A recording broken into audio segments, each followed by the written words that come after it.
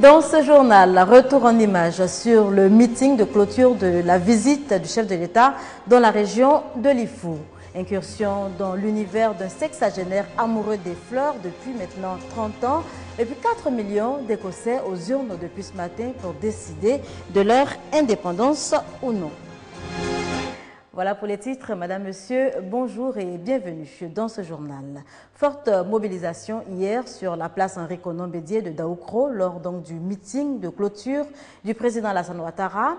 Et cette image forte du chef de l'État, le président Alassane Ouattara, et de son cher aîné, comme il l'appelle, le président du PDCI RDA, Henri-Konan Bédié, bras dessus, bras dessous, le président Henri-Konan Bédié qui a appelé les Ivoiriens à voter le candidat Alassane Ouattara à la présidentielle de 2015. À Daoukro, je réitère de façon plus explicite ce message que je ferai valider par une convention jumelée du PDCI RDA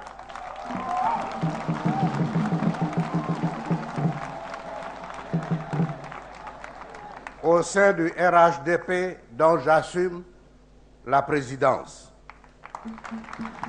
En attendant, devant la nation rassemblée, sans détour, sans trahir les décisions du 12e congrès du PDCI-RDA, je donne des orientations fermes pour soutenir ta candidature à l'élection présidentielle prochaine. Je demande à toutes les structures du Parti démocratique de Côte d'Ivoire et des partis composant le Rassemblement des Oufouettistes pour la démocratie et la paix de se mettre en mouvement pour faire aboutir ce projet. Président, je suis heureux. Oui, je suis heureux. Je ne suis pas surpris. Je ne suis pas surpris parce que vous êtes un homme de parole, un homme de confiance, un homme d'État. Vous l'avez démontré en respectant tous les engagements pris. Depuis la signature de la plateforme du Rassemblement des Oufouettistes pour le développement et la paix, le 18 mai 2005 à Paris. Grâce à cet appel, la Côte d'Ivoire est aujourd'hui entre les mains des enfants d'Oufoué-Boigny. De retour à Abidjan, je vous conduis dans l'univers d'un fleuriste chevronné, 30 ans au service des fleurs. Fassiveri Diabagaté est un passionné, père de 24 enfants. Le sexagénaire arrive à joindre les deux bouts, ce grâce à son métier. Il s'est même offert un pèlerinage à la Mecque. Ami Sissoko, Anne Zedikayora. Fassiweri est fleuriste. Le sexagénaire exerce cette activité dans la commune de Cocody depuis plus de 30 ans. Sa seule occupation, le jardinage des fleurs. Aidé quelquefois dans sa tâche par ses petits-enfants, le jardinage est sa passion. Un métier appris 9 ans durant auprès des maîtres fleuristes. Le métier est jugé rentable. J'ai à peu près au moins 24 enfants. Sur mes enfants là, ceux qui n'ont pas passé à l'université, ce n'est pas beaucoup. J'ai assez bien nourri mes enfants avec mes fleurs là. J'ai assez bien fait mes préoccupations avec mes fleurs là. Je n'ai jamais vu quelqu'un qui va venir me trouver ici. Ah vraiment, Diabaté, tu es venu me prendre ça là. Non, non, non. L'homme est également paysagiste. Il compte à son actif plusieurs réalisations. Quand j'étais à l'université au Fouille-Boigny à Abidjan, c'est moi qui ai fait ça. 79-80. C'est moi qui ai fait. C'était Unuma. Unuma, c'était 3832 mètres carrés. J'ai fini ça dans 2 mois. Je suis descendu une 7. Donc, et ça, c'était 5080 mètres carrés. Sa passion pour les fleurs ne se situe pas seulement au niveau de l'embellissement des espaces. Elle est aussi liée à leur vertu thérapeutique.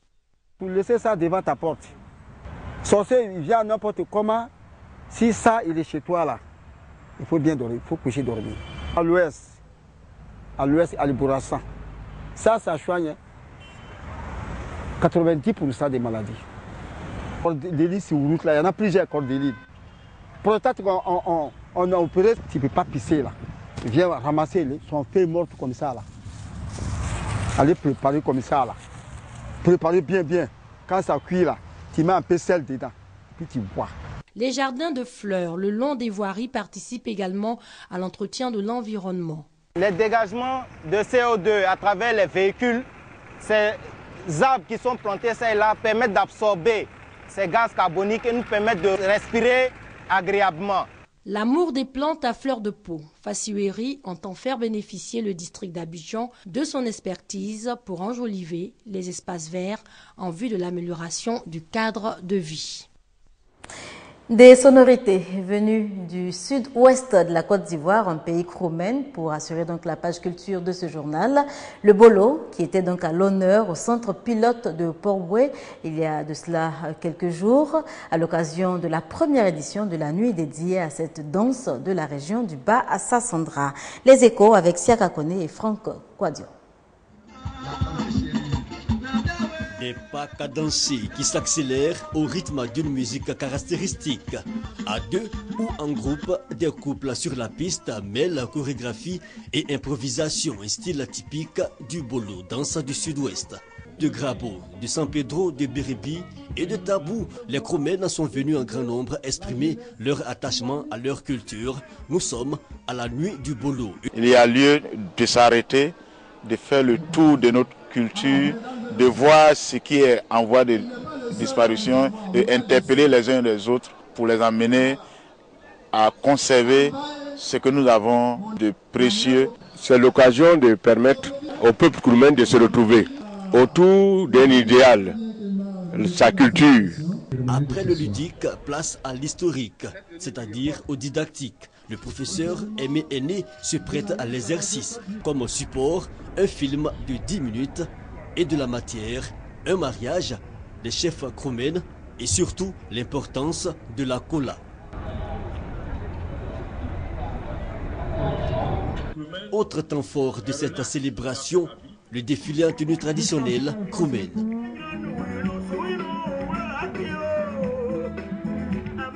Une démonstration de bolo pour mieux clore une cérémonie consacrée à la célébration de la culture kroumen.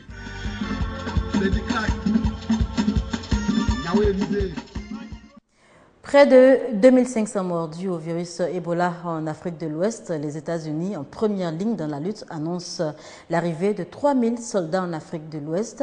Ils auront pour mission d'aider à la construction de centres de traitement, mais également de former du personnel. La mobilisation américaine suscite bien des réactions positives. Monrovia, la capitale du Libéria. 3000 militaires américains vont bientôt arriver ici pour lutter contre Ebola. Une nouvelle accueillie avec espoir dans cette ville submergée par l'épidémie. Pour nous, c'est une nouvelle importante et on l'apprécie à sa juste valeur.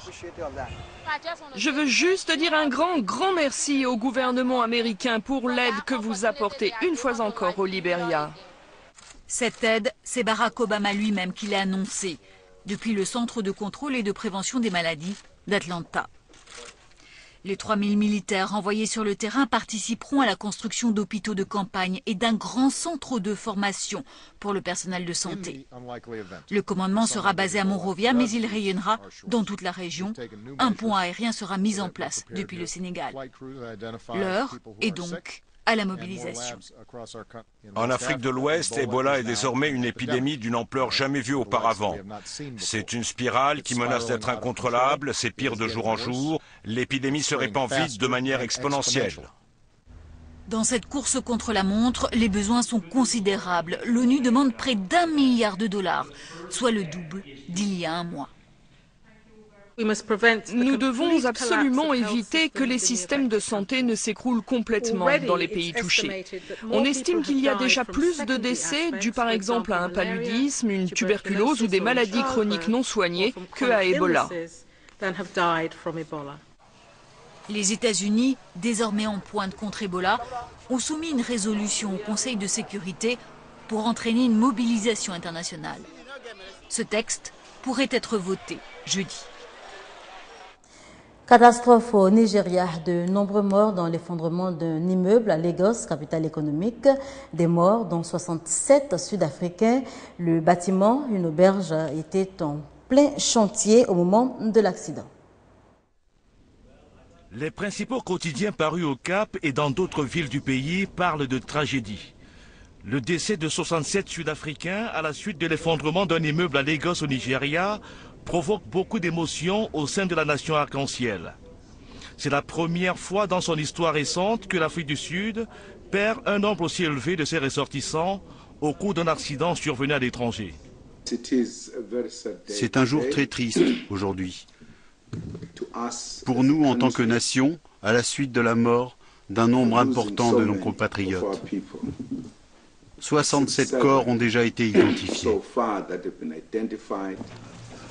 Sur place à Lagos, le bilan provisoire a été revu à la hausse ce mercredi. Il fait état de 70 morts. La course contre la montre est désormais engagée pour la NEMA, l'Agence nationale des secours. Dans les décombres de l'édifice de la synagogue Church of All Nations, les sauveteurs recherchent toujours les survivants. Mais leur action semble entravée par le manque de coopération des responsables de l'Église. Jusqu'à présent, la direction de l'Église n'a fait aucune estimation. Elle ne nous a communiqué aucune liste de personnes encore coincées. Donc nous travaillons à l'aveugle. C'est lorsque nous aurons atteint les derniers débris que nous serons en mesure de dire ce que nous avons fait. Les autorités nigérianes ont ouvert une enquête pour déterminer les causes exactes de l'effondrement de la synagogue Church of All Nations, dirigée par le célèbre téléévangéliste TB Joshua. En attendant les résultats de l'enquête, la polémique enfle. Une vidéo diffusée mardi montre peu avant la tragédie le survol de l'église à 3 reprises par un avion qualifié d'étrange. Elle semble laisser planer le doute sur la piste de l'accident, jusqu'alors privilégiée.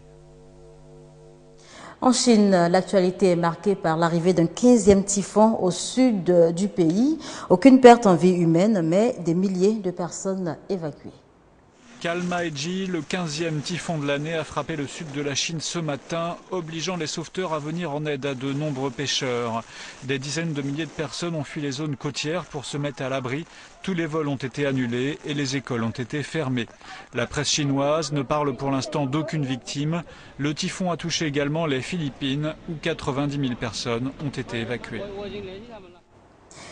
Les bureaux de vote ont ouvert tôt ce matin pour permettre aux Écossais de se prononcer pour ou contre leur indépendance face au Royaume-Uni. La participation s'annonce forte autour de ce référendum. 4 millions d'Écossais sont attendus aux urnes. Et puis du sport pour terminer avec la première édition du tournoi Ambroise Adjaboua, du nom du maire sortant de la commune de Songo. Pour ces vacances 2014, les jeunes de Songon ont vibré au rythme du tournoi Ambroise Adjaboua. Sur les 12 équipes engagées, la compétition s'est achevée avec le sacre de l'équipe de Kassamblé. Elle est venue à bout de celle de Atié Songon sur un score étriqué de 2-1 après une finale âprement disputée.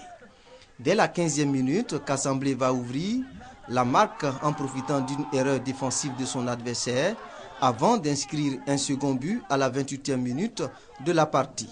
Atié Songon va réduire l'écart à la 37e minute, mais le score en restera là.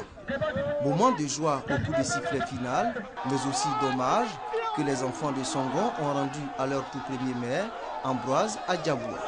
Et cette marque de reconnaissance lui a été traduite par l'actuel maire de Songon, Eric Nkumumobio, initiateur du tournoi. Pour l'occasion, Ambroise Adjaboua, également président fondateur de Songon FC, a été fait capitaine honoraire de la commune. Reportage signé Francis Boifo. C'est ici qu'on s'arrête pour cette édition. Rappelons que les acteurs du transport en commun sont à l'honneur ce 18 septembre en Côte d'Ivoire. La journée est décrétée journée du transport public. Merci de nous avoir suivis.